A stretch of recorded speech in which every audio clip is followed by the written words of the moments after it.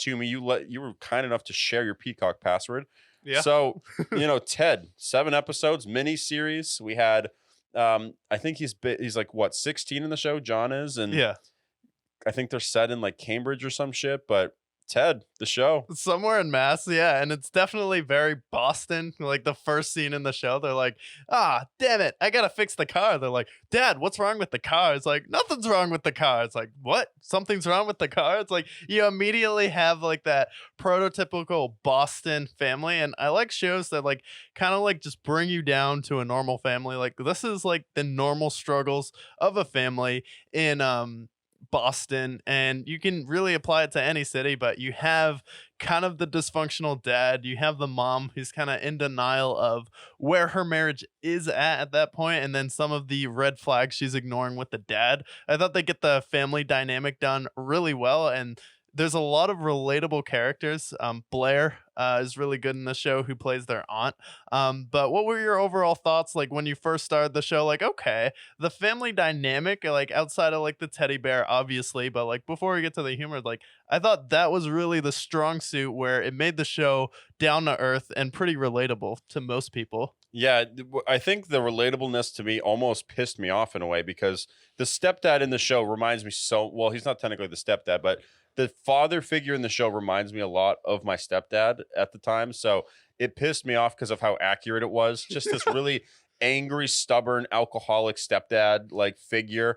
I was like, wow, this guy sucks. And he played the guy who played him did a great job playing that character. You have like this, not quite Lori Foreman, but kind of like that sweet mom figure in the show. Yeah. You have this like argumentative teen with Blair, and then you have John and Ted, who obviously have their own adventures in the show. So like character wise and like plot wise, like I was in for it. I think that they did a great job casting, and I think they're definitely going to do a second season for sure. Yeah, I definitely hope they do a second season. And I thought I really like the movies a lot with Mark Wahlberg. I know not a lot of people like the second movie, but I thought they definitely had a lot of laugh out loud moments. So it's a comedy. It's supposed to make you laugh. Second movie did its job.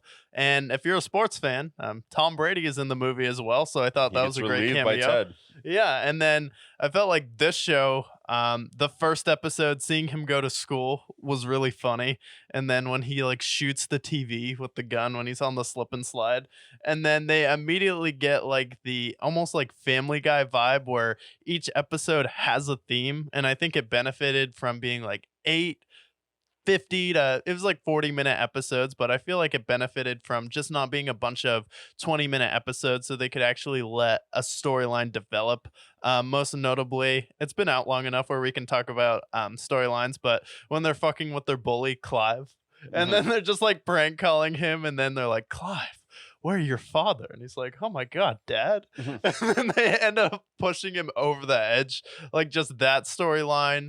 And then I really liked the Halloween party was hysterical too. Oh yeah, my favorite episode was when the dad, who is like this ignorant drunk, grumpy dad figure, no one ever agrees with him, dreams to have his toy truck as a kid turn into a person and agree with every take.